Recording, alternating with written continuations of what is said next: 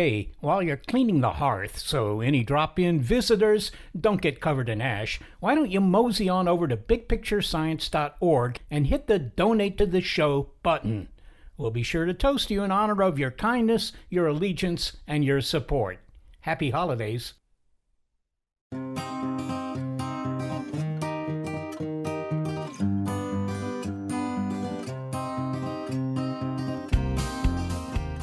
It's official. The kilogram has changed. I mean, it's still a kilogram, but it now has more kilogramness. The reason goes back to around the time the first stage of the Eiffel Tower was completed, when a hunk of metal was placed in a Parisian vault to define the kilogram's mass. It was the kilogram and has been ever since. But having a man-made physical object as a measurement standard has been considered by some scientists to be regrettable and eventually a faux pas. It's time, scientists say, for a more stable, a more reliable alpha kilogram. The kilogram has really never done anything to me. In fact, I hold it in very, very high esteem, but I think it's come to the end of its scientific utility. Over the last decades, in science and technology, we've moved away from man-made objects. So no real feet anymore, no yardsticks, no platinum. The replacement of the kilogram has given measurement scientists cause for celebration. But what does any of this have to do with the price of tea in China? Well, it may be relevant to that, actually, depending on the quantities involved, but it does matter if you take prescription medicine or want to do science and technology research. I'm Seth Shostak. I'm Molly Bentley. This is Big Picture Science, produced at the SETI Institute. In this episode, why accuracy is better than winging it, an introduction to the thing defining the new kilogram, and whether, as we measure with increasing precision from cesium atomic clocks to gravitational wave detectors, something fundamental isn't lost along the way. It's for good measure.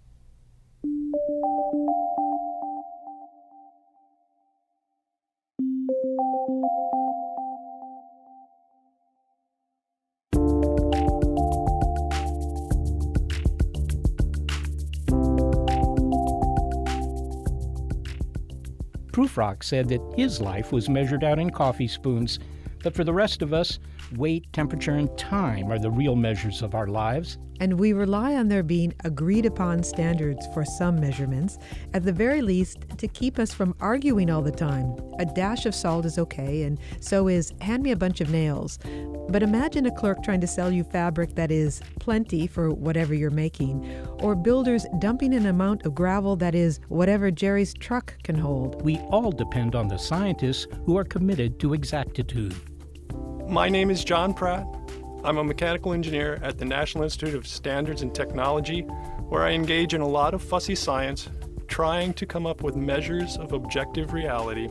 Although the NIST, or Nist, scientist also says he finds the idea of objective reality absurd.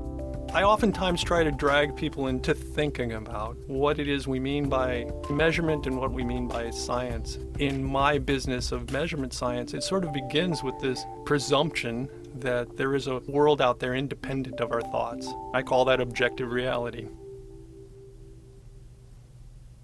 John, Nist is charged with developing standards of measurement, and to give perspective as to why we need standards, we thought we'd illustrate by presenting the results we got when we asked people to measure an object for the first time. Now, before I continue, I should ask, does Nist have standard measurements for bananas? Not directly that I'm aware of. Then this may inspire. Oh, certainly. Well, we asked members of our radio team to come up with a method for measuring a banana. And I'm wondering if you are up for critiquing their approaches. Sure. Okay. And whether any would actually make a good standard approach to the measurement of this fruit. Well, let's give it a go. Okay. Here is the first approach. Hi, my name is Simon Steele. I'm an astronomer, and I propose to measure a banana by measuring how much potassium it has. And I do this because, besides being yellow and curved, having high potassium content is what bananas are actually famous for. But what I'm really measuring is the radioactive decay of potassium-40. So all I need for this experiment is some nuclear physics, a Geiger counter, and, I suppose, a banana. As potassium-40 decays, it falls to pieces, and electrons fly out of your banana. So yes, technically, your banana is decaying as you hold it. We use the click of the Geiger counter to detect those escaping electrons. There's a YouTube video of a Geiger counter sitting next to a bunch of bananas, should you want to watch that in your own time. The key here is that in nature, there is a fixed ratio of normal potassium to potassium-40. Normal potassium just sits around forever, but the potassium-40 decays. So if you know the ratio, and I measure the clicks my banana sets off in the Geiger counter, I'll be able to calculate the total amount of potassium in the banana. Here's the thing. As this is a proposal, I don't actually have a Geiger counter, but I do have the sound effect of a Geiger counter. I'm confident that if I had a real Geiger counter, instead of an audio pretense, I could carry out this experiment. So where does this actually leave us? How much potassium is in this banana I'm holding in my hand? I cheated here. I looked up the amount of potassium in a banana and the surprisingly extensive literature on banana composition. It turns out that the average banana has about 0.5 grams of potassium. But a bigger banana has more potassium. So the bigger banana you have, the more radioactive your banana becomes. So you can measure a banana by the amount of potassium it has. That is, if you don't slip up in your calculations. Well, John, Simon wasn't able to fulfill his Geiger counter measurement of a banana, but how sound is his approach? I think he's done a great job of laying out a standard procedure to create a baseline for a standard banana's radioactive decay, and then I think he'll be able to extrapolate to the relative size of the banana. He's deciding not to measure it by its length or, mash it up in a cup as a cook might do and see if you have a cup or a cup and a half of banana. He wants to measure the potassium content. And is this a valid approach toward measurement? Sure. There are just a lot of different quantities that are of interest. In a banana, I saw that even in the EU, they were toying with standards for that curve that he says at the beginning of his talk, which would be a dimensional measurement. Well, it gets to your challenge of objective reality, because in this case, for Simon, the reality of a banana is how much potassium it has in it, not necessarily its size or its shape. So that's one way to approach the definition of an object is by its composition. Yeah. And he's moving an abstraction, right? He's assuming there's a fixed relationship between the composition and the size, right? And that is an abstraction that is assuming a certain deterministic scientific relationship in the way that fruit assembles itself from molecules. But I think with a bio-object like that, the concentration of water in it and other species that come along for the ride is pretty highly variable. Do the scientists at Nist use the composition of an object as a way of measuring it, and in what situations is that practical? This is a great example of the kind of work we do in our standard reference materials, where we will take a common material like peanut butter, for instance, and we will do a lot of chemical tests on it, determining the composition of that peanut butter. And we will put it in a jar and verify that it's got X grams of fat and X grams of fiber. And that is available then to manufacturers who want to put it into their highly specialized compositional test equipment. So it sounds like they're sticklers. Is that a pun on sticky? Yes. That would be, yes. For the fat content. Next contestant in the banana challenge. My name is Sarah Derwin. I'm a geologist, and I'm also persnickety about bananas. There's a short window when I think that they're perfect. Not too soft, not too banana-y, somewhere between a spring green to a mild yellow. But trying to eyeball that color can be imprecise. So I propose using a handy geologist tool called a Munsell soil color chart to measure the color of this banana. The chart works kind of like a book of paint chips. But in this case, each chip has a hole punched near the color, so geologists can compare a bit of the soil to the color on the chip. Geologists use this chart to name soil or rock colors, but it could easily be used on a banana. I'm looking at 3 metrics in the banana: hue, value, and chroma, and each metric will get a number. Using this chart, the hue of this banana looks kind of like a daffodil yellow, a number value of 10 YR, and a tad too yellow for my taste. I prefer a 5Y, the Goldilocks of yellow hues. Now for the value, or shade. This banana shade is perfect, a number 8. Last is chroma, or the intensity of color. You know, new blue jeans versus worn-in blue jeans. And it looks like this banana is new blue jeans. an intense yellow. So in geologist speak, I was looking for a 5Y86 banana, but I can work with a 10YR88. It's a bit too ripe for my oatmeal, but it's perfect for banana bread. Well, John, Sarah is using the Munsell soil color chart to measure her banana. Certainly, we judge bananas by their color when we go shopping for them. As a professional at Nist, is this practical? Yes, very, very practical. In fact, Nist references of color get used all the time in the IDing of food. So we provide standards. I'm familiar with the standards that they use for LED lighting, for instance, and you want to get LEDs that have a certain blue to them or a certain coolness. And there's all these sort of biometric descriptors. And they've worked very hard to understand the way the human eye reacts to color and the way in which the physical object responds to light. And what's interesting here by Sarah's approach is that she's not guesstimating. She's actually using a tool so she could be very precise in her color determination. Yeah, no, I thought it was awesome because it reduces to practice. We have, at least was historically, and I think we still do, we used to make reference color tiles. And so I was imagining the way in which those Munsell color tiles that she's using, that originally, I'm guessing, they have some link to these color tiles or color standard references from Nist. And everybody's perception of color is a little bit different. And that was one of the things like the Nist scientists have to work out is what is a mean human response to color? I think it's a very rich area. I'm wondering when we'll be able to talk in very specific molecular terms about what goes on in brain cognition. Anyway, there's always something new to do in science. Well, here is the last approach that one of the Big Picture Science members took to banana measurement. My name's Gary Niederhoff. I'm a musician, and I'm going to measure the volume of a banana. So I downloaded a decibel meter onto my phone and put it next to the banana, but it turns out these are very, very quiet bananas. So instead, I'll measure the space it takes up, which is another definition of the word volume. And to do that, I'm going to use one of the oldest tricks in the book, and that is the Archimedes method of water displacement.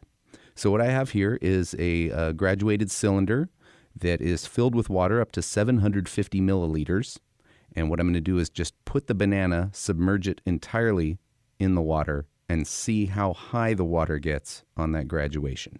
So now I'm placing the banana into the water, and looking at the graduation, it's up to about 880, so it's about 130 milliliters, or 130 cubic centimeters of volume for this banana.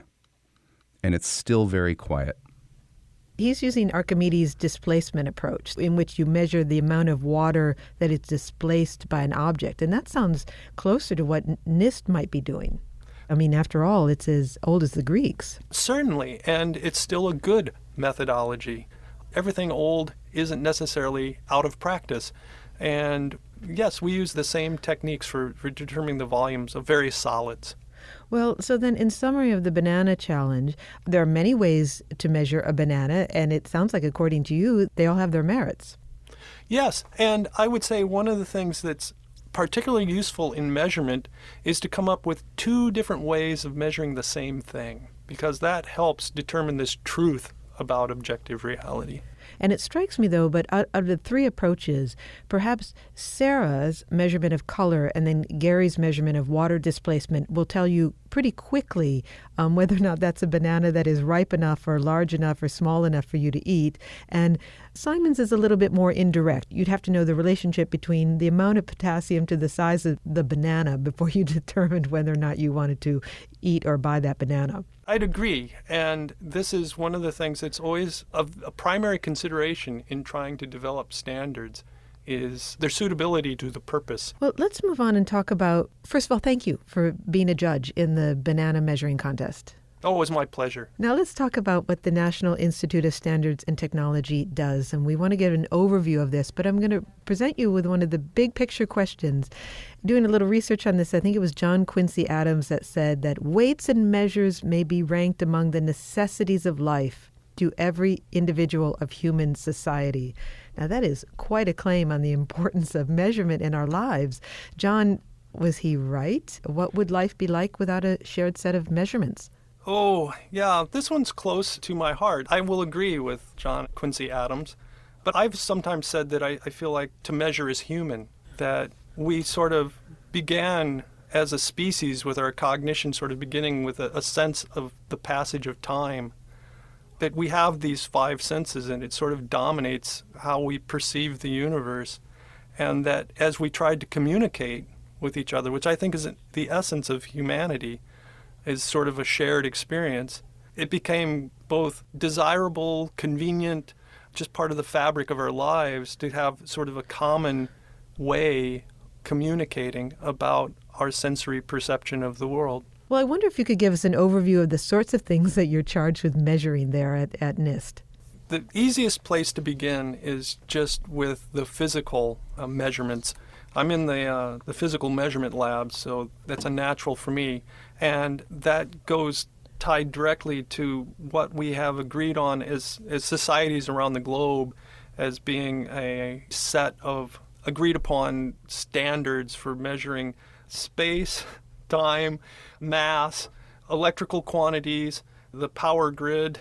There are standard reference materials for X-rays. I did one on a nanoscale cantilever for measuring atomic scale forces. What's the weirdest thing that Nist is charged with measuring, or maybe the most obscure? Well, I think the thing that seems to captures people's imagination is the thought that we have standard reference peanut butter.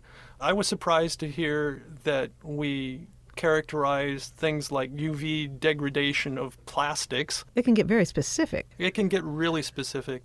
In fact, usually that's when we're called in. So we handle both ends of that spectrum. We do the really, really very, very, very specific, and then things that are incredibly general, like time. Now, on the list of all the things that you said that Nist is charged with measuring, how do you go about setting a standard? Who sets the standard and who follows it? It depends on whether it's sort of a documentary standard or a physical standard. But in the end, there has to be an agreement among a community to accept the standard. So it's never done in a vacuum. For it to be of utility, it needs to be something that a community of interested parties will agree on. We are going to talk about extreme precision coming up, but to prepare us for that, John, I wonder if you could describe your tattoo, because it's relevant. Oh, sure. There was a medallion that was cast in 1840 to celebrate the adoption of the metric system in France. And I thought it was a beautiful medallion. It showed this sort of goddess holding a meter bar and a kilogram. And it was emblazoned with a French motto that is attributed to Condorcet from around 1790 or so. I won't butcher the French. I'll just say it in English. It's for all times, for all people.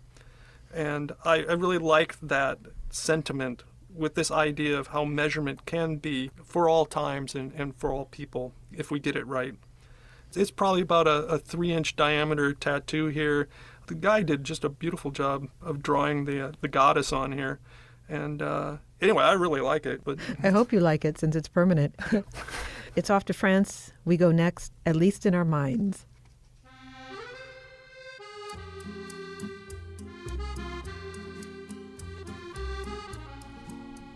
John Pratt is a mechanical engineer at the National Institute of Standards and Technology, or Nist, and he's sticking around as we take this conversation to a new level of precision.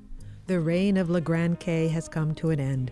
After well more than a century, this hunk of metal sitting in a Parisian vault will no longer define the kilogram. Find out what will next. It's For Good Measure on Big Picture Science.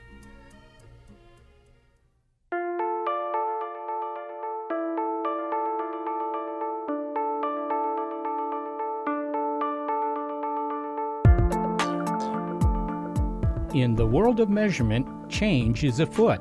Actually, the foot is one of the few things that won't change. We're taking the measure of things in this episode, and what's been going on in the world of metrology, the science of measurement, has been nothing less than, well, revolutionary.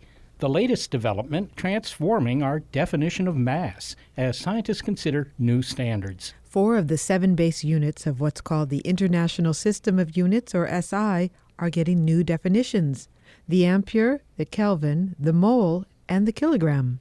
But the kilogram is the only one of them that's been defined by an artifact. In this case, a cylinder of platinum and iridium. Scientists and policymakers from 60 countries have agreed on new physical constants upon which to base definitions going forward. When they did, the only thing drowning out the standing ovation was the sound of corks popping from champagne bottles. We return to mechanical engineer John Pratt. Well, John, measurement scientists are getting rid of the kilogram as we knew it, at least, and they seem to be doing so with glee. Why is this? Why this euphoria? I have a friend, Stefan Schlaminger, another guy with a tattoo, who feels like we're the laughingstock of the universe because we can't explain mass to anybody outside of the planet. And what he means by that is that when we had mass tied to a single artifact, a single hunk of metal that we all agreed was 1 kilogram by definition, and it's purely by definition, you just picked an object and said, yes, is it like in some imperious sort of way, that is a kilogram. It wasn't a constant of nature. It wasn't something independent of humans. And so it was nice to finally move away from that. We'd moved away from it in all other measurement of physical reality, and it was just nice to get to a place where we could do mass in a fashion that wasn't tied to an actual object. And in this case, it's a physical object that has had to be maintained over time for about 130 years or so. Can you just introduce us, as we say hello and goodbye, to Le Grand K? What is it? It is a 39 millimeter diameter by 39 millimeter tall cylinder of platinum iridium, and it was made in 1880, I believe, 1875, 1880. And it's under lock and key, or I should say it's under triple vault, or something like that in Paris. Yeah, very rarely used because, of course, the problem with an artifact, we talked about my tattoo, for all times, for all people, and so having a single standard in Paris under lock and key is clearly not for all times or all people. This is because it can grow and shrink a little bit, and I understand that when it comes out for cleaning, that might actually change the amount. Yeah, and How? Can you describe how? How? Well, maybe the easiest thing to understand is if I were to touch the kilogram with my thumb, if I was to put a thumb on the balance, so to speak, the thumb print, the oils from your thumb that would be left on the surface that someone could identify you with, would also leave a mass of approximately 6 micrograms on the surface. So it's easy to contaminate the surface, I guess, is the short answer. Okay, so for a measurement scientist, this is important. You're paying attention to differences in measurement like that, a fraction of a gram. But aren't we talking about precision that, frankly, most of us wouldn't notice? If my bushel of apples weighs, 50 micrograms less than I thought it was supposed to weigh, I can be bold enough to say I don't think I would notice.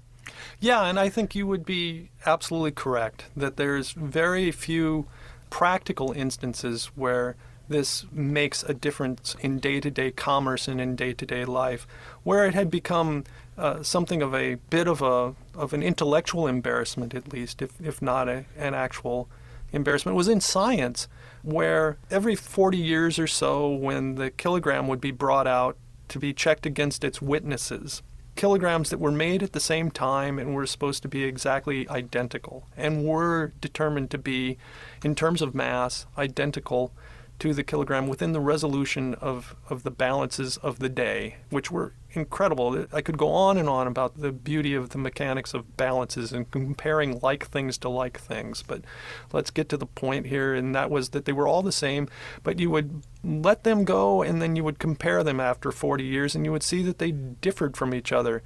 So big deal. It doesn't seem to affect the way in which we measure bananas in the grocery store, but what would have to happen is that we would have to change the value of all of the other physical constants related to the kilogram. And this would involve the mass of the electron, this would involve Planck's constant. It would involve many, many fundamental constants of physics, and it seemed ridiculous to be changing their values because the value of a platinum iridium mass had changed. And it wasn't just the kilogram, it was the ampere, the Kelvin, and the mole, which we use to measure amount of substance. They're all getting new definitions. They will all be based on fundamental constants. So what happens to that hunk of metal in Paris? Does it become the most celebrated paperweight? What do you do with it? We'll keep measuring it. Because that's what you guys do. It's exactly what we do. John Pratt, thank you so much for taking the time. I don't know exactly how much time, but you probably do, but taking the time to talk to us. Oh, it's my pleasure.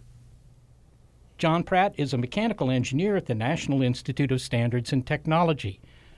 Okay, well, I'm concerned about how this new definition of the kilogram is going to change my gusto-grabbing lifestyle, and we all can't wait to know what non-artifact-based description will replace it. Let's check in with MIT physicist and Nobel laureate in physics, Wolfgang Ketterle. Wolfgang, a kilogram is about 2.2 pounds. And if I have a carton of milk here that is somehow labeled kilogram because it was imported from Europe or some strange place like that, what we have is a new definition of the kilogram. So is this carton of milk still going to be a kilogram? Well, you would hope so, because that's what the label says. Well, yes, but we've redefined the kilogram after all. Yes, but the new definition of the kilogram agrees with the old definition with a precision of 1 part in 10 to the 8. So it's only 1/100th of a millionth. At this level of precision, there is a change with the new definition. So what is the new measure? I mean, I presume they didn't take another hunk of platinum and, mill it down in the machine shop and make a new kilogram and say, well, this one's going to be better. They've taken a different approach here. Oh, yeah. The new definition reflects what we have done actually with everything, the second, the meter, with all other, things we want to measure. We are defining the units in terms of perfect objects, objects made by nature, and not man-made objects which have imperfection. What we have now done instead is we define the kilogram as the mass of an exact number of natural particles. And one could have picked electrons. One could have said so and so many electrons. Their mass is now 1 kilogram. Or one could have picked any atom in the periodic table, because atoms are made by nature according to the laws of nature. And a hydrogen atom, a cesium atom, it's absolutely identical everywhere in the world, everywhere in the universe. For instance, if there's an extraterrestrial population and we would tell them 1 kilogram is the mass of so many atoms of hydrogen, they could actually create their own kilogram without ever going to Paris. They're missing something there, I guess. Sure, but this is kind of elegant, it's precise, and it uses the fact that in nature all the electrons, all the atoms, all the particles we know everywhere in the world are just absolute identical copies. Which particle is it? I mean, I guess this is not a secret, right? No, it's not a secret, but I'm just saying it plainly because now the question is what is the number and what is the particle? So they could have picked the electron or any atom they wanted, but they picked the photon, a quantum of light, the photon of a certain frequency. A photon has energy, and therefore a photon also has mass. A photon, a quantum of electromagnetic radiation emitted by the cesium atom, this was the definition of time and frequency. All right, well, let me back up just a little bit. So you're saying it's a certain number of photons, that is to say little corpuscles of light, if you will, produced by cesium atoms. How do you measure the mass of a bunch of photons? After all, they're moving at the speed of light. They're going to get away from your lab. How do you do it? So if a photon travels at the speed of light, it has actually, even in some physical sense, no mass, because you cannot bring it to rest and measure its mass. But you can put many photons in a box. Just imagine you have a box with shiny mirrors and the photons are just reflected back and forth. We call that a cavity or a resonator. And in such a box you can put in many, many photons. And if you put this specified number of photons, which is about 1.5 times 10 to the 40, if you put this number of photons into the box is 1 kilogram heavier. Would you be able to actually do that? No, that's a definition. And now this is a precise definition, but now we can realize this definition in many ways. But I just want to be very precise in saying a kilogram is so and so many, a defined number of particles. This is the mass. But you've already said, I can't build this box with the internal mirrors. It wouldn't work. The mirrors are not perfect, whatever. You're absolutely right. But now comes, metrology is science, and we have developed techniques, and definitions are now implemented. And let me explain how. By having photons absorbed by atoms, we do spectroscopy. We compare the mass of the photon with the mass of an electron. So we are trading in photons against something which is heavier, the electron, and then we compare the electron with the mass of an atom, and again we trade it in against something which is a few thousand times heavier. And it's only after we have done several of those trade-ins, then we count, because then the counting becomes manageable. And this is where it is important. If you want to measure something which is really tiny, let's say a tiny amount of a precious chemical, if you want to measure it precisely, you had to first go to Paris, compare with a kilogram, and then divide the kilogram down into a milligram or something, if this is what you want to measure. But with the method of counting, you just count the number of atoms, but you count to 1,000 times smaller number of atoms, and then you have a milligram, exactly and precise. If somebody were to ask you, look, Wolfgang, I'm sure that a lot of physicists have worked for a long time to decide how they're going to define the kilogram. They've got this new definition. It's accurate to parts in 100 million, but how does that affect their lives? What would you tell them? Well, I would tell them that in everyday's life, the small mass differences don't matter, but in the world of science and technology, it matters. In many laboratories in the world, people do extremely precise measurements, and they help them to understand materials, to understand the laws of nature, and based on that insight, new technologies come out. So this is important, but there are now opportunities to improve the metrology for, small substances, new pharmaceutical products of immense capabilities. We're talking about nanotechnology. So it will be more and more important also for commerce, for health, to control small amounts of nanoparticles and precious substances. And the new definition of the kilogram allows us to measure those small quantities more precisely.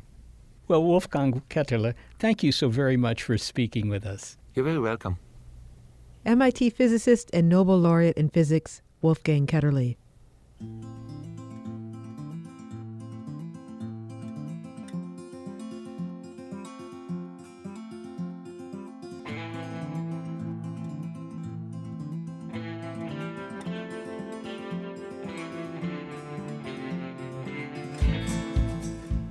Well, now that we can measure with astounding precision, from cesium atomic clocks that are accurate to better than a second in a million years, to detecting gravitational waves that distort space by less than 1/1000th of the width of a proton, is something fundamental lost along the way? My warning is, don't fall into the trap of revering precision and forgetting about the other wonders of the more natural world. That's next. It's For Good Measure on Big Picture Science.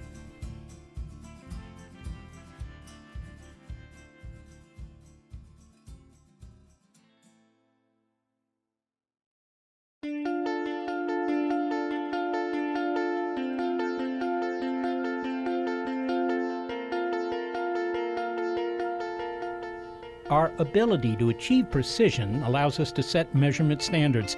It also guided us in the development of very accurate machine tools that allowed for mass manufacturing, interchangeable parts. That, in turn, is what displaced the craftsmen and artisans among the few casualties of extreme precision, according to author Simon Winchester. There are others, such as an appreciation for the beauty of imperfection. Mr. Winchester's latest book, The Perfectionists: How Precision Engineers Created the Modern World, takes us back to the beginning of mass manufacturing. the man who was the father of all this, chap called Henry Maudsley, who made the first proper micrometers, who made the first cutting tools, he cut his teeth, if I can make awful puns, on the first real manufacturing process in Britain, probably therefore in the world, which was making pulley blocks for the Royal Navy. Pulley blocks used to be made by hand. They were made of elm wood and they had bits of metal inside them to act as fulcrums and so forth. But they were made in cottage industries all over the south of England. And the Navy needed, because the Royal Navy at that time was beginning to get into high gear, to rule the seas, it needed about 100,000 a year of these pulley blocks. And so it worked these artisans extremely hard. And then Maudsley came along and said to the Navy, OK, to take an elm tree and to turn it into a pulley block, how many discrete mechanical processes does an artisanal carpenter do? And they counted them all. They chamfered them, smoothed them, shaped them, 43 different processes. So he said, I will make a machine to make each one of those processes one after another. And so he did. It took him a couple of years. He came up with 43 gigantic iron machines, one that chamfered, one that polished, one that shaped, and powered them all with the James Watt steam engine. And then they fed into a hopper at one end elm trees, and sure enough, out of the other end came a fully finished pulley block. And so at a stroke, the Navy was delighted because it could order 100,000, 200,000, however many they needed, but at a stroke, artisanal carpentry in Britain died almost overnight. I mean, it ceased to be prosperous and worthwhile for them to continue their work, and they had to therefore go and make chairs or tables or whatever. So it was a beginning of an indication of the social effects of precision engineering. The story that you described there, Simon, sounds very much like the story of Henry Ford. Production line manufacturing of automobiles, where at each stage in the process there was one machine, maybe a machine, and certainly, one or two employees doing the same task, that one task over and over, at which they could get very good, and I suppose the machinery could get very good. Yes, but thereby lies, I think, an important distinction. In the book, I compare the work of two Henrys, Henry Ford and Henry Royce. Henry Royce was a craftsman who wanted to make the best car in the world and teamed up with a man called Rolls and made Rolls Royces. Henry Ford, by contrast, wanted to make a car that could be afforded by almost everyone in the United States. So Rolls Royces, although you would think they were more precisely made animals, were made by hand. And if something didn't fit, then the engineer working on the line would file the piece until it did. With Henry Ford, who, as you rightly say, had introduced this system of the assembly line where hundreds of men each did a discrete job over and over again, machining one part, placing this part in another part and whatever. If one part, let's say a piece of a brake block or a carburetor or something, was not made precisely, then it would come down from the hoppers above onto the assembly line. The person on the line saw that it didn't fit, and so he had to stop the line until a replacement part could be made to drop down in its place. And this meant the assembly line was shut down for 2 or 3 minutes. Men would stand around smoking. It was an extremely expensive mistake because the man on the assembly line didn't have a file or the ability to change the shape of the piece he got. So precision turns out to be much more important, at least in automobile manufacturing, when you're talking about mass manufacturing, than when you're talking about handmade machines like the Rolls-Royce. You'd think it was the other way around, but to make many things all the same, inexpensively, you need, vitally, precision. Now, we've been talking about mechanical precision here, and I think the Swiss, for example, still make mechanical movement watches, even though, electronic watches, which rely on the vibrations of a crystal in there and so forth. I mean, they're more accurate, but there are no moving parts, and it's not a work of art somehow. I don't know, is there still room for that kind of precision, where it's precision, if you will, simply for precision's sake?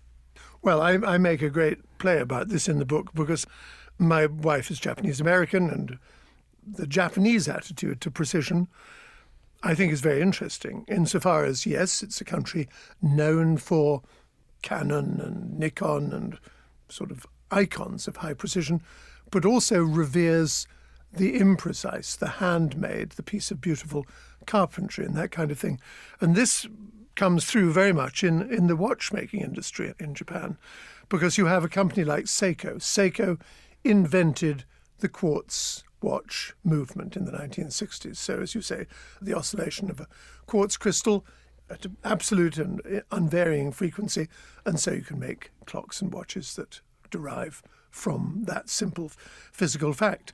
So you go to their factory in a place called Morioka in northern Japan, and yes, there's an assembly line, all robotically organized these days, making, in their case, tiny little quartz movements for 25,000 wristwatches every day. But if you then go through a set of double doors on the same floor, second floor of the factory, it becomes sort of a cathedral of utter quiet and peace.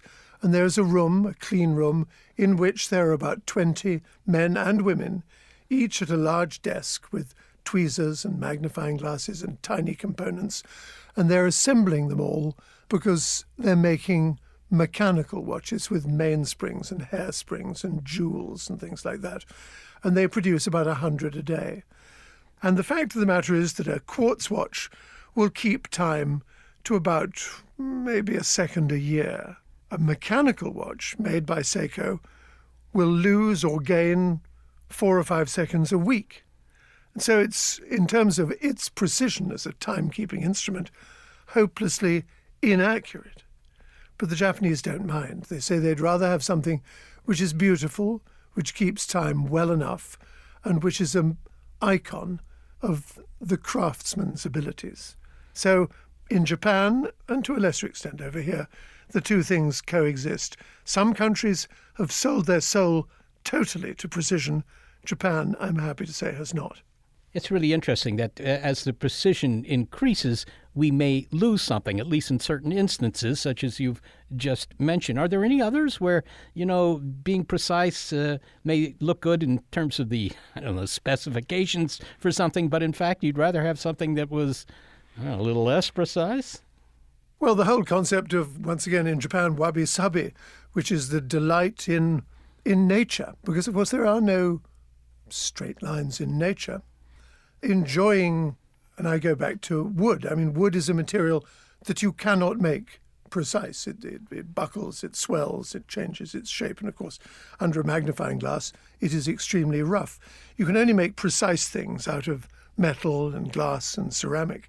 But if you go into a field like, urushi, which is lacquer making, you can spend hours, days, weeks, years making the most beautiful, smooth lacquer bowl, which when you pick it up seems so imbued with accuracy and precision, and yet it isn't at all when you compare it to the kind of degree of precision in, well, to give a classic example, I suppose, the LIGO apparatus in Washington State and in Louisiana, these huge interferometers which seek to detect gravitational waves, they are so precise that the mirrors at the end of them, which are pieces of fused quartz, fused silica, so perfectly ground and polished, they can detect differences in length of things in the interferometer tubes of 1/10,000th of the diameter of a proton. I mean, that is an incredible degree of precision. And yet to you and me, it sort of means nothing. It's beyond the realm of our ability to discern. Only machines can discern it. And yet science is going in the direction of making things ever more precise, whereas humankind, I think, realizes that there are limits.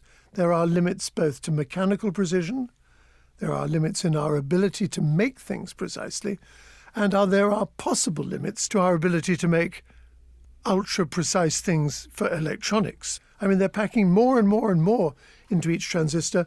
The dimensions we're talking about are unimaginably small, and yet we're beginning to wonder, whether we're bumping up against limits.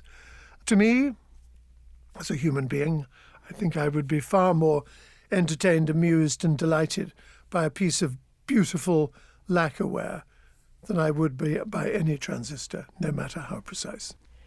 What about the ultimate in precision? I mean, we've already seen experiments in physics labs where they make little motors or something like that, which are assemblies of individual atoms, right? I mean, these things are really remarkably small. They're about as small as you can get, I suppose. And yet, you could say, well, that's going to be the end of precision, because even at that level, you have things like, I don't know, the uncertainty principle in physics, which is limiting how exact all this can be. Is there an end to precision? I think there is, yes, and I think what you say, when things become uncertain, we don't know whether it's a wave or a particle, down at that level.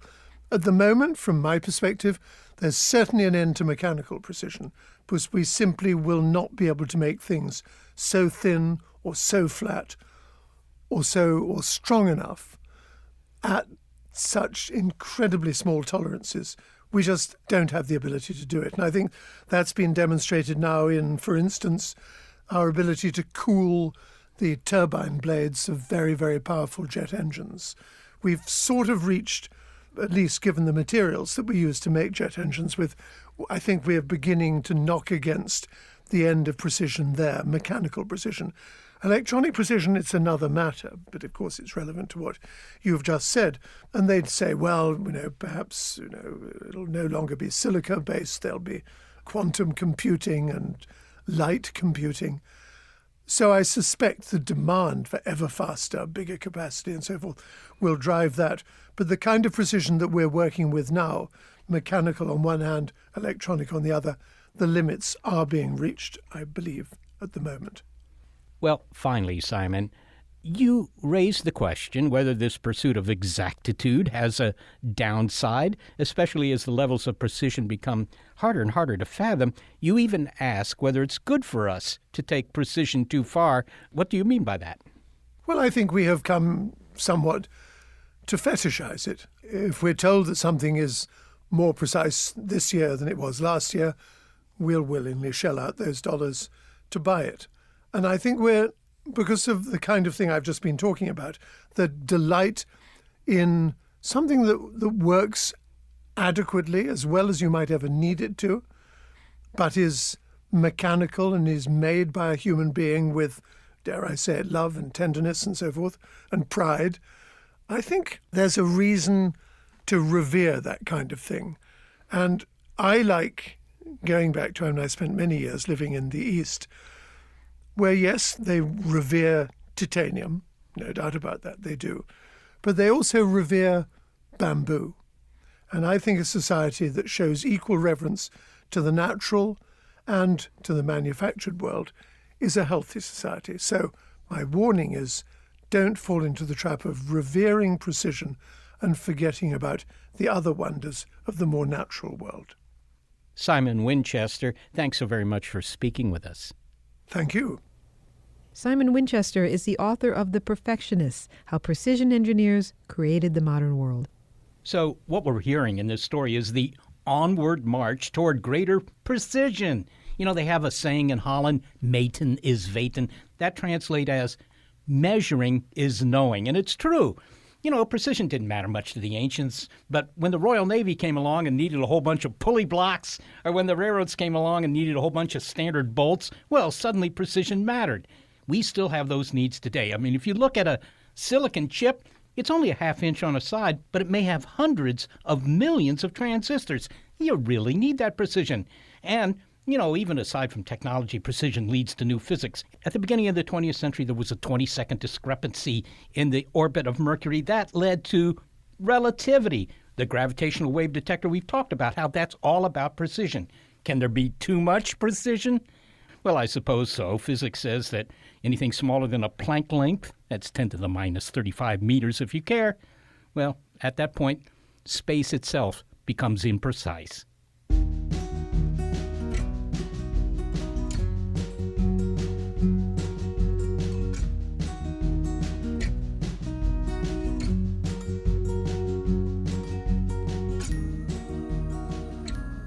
thank you to the carefully weighted decisions made by senior producer Gary Niederhoff, assistant producer Sarah Derwin, and operations manager Barbara Vance. I'm executive producer Molly Bentley. Thanks also to financial support from Rena Shulsky-David and Sammy David, and to the William K. Bowes Jr. Foundation.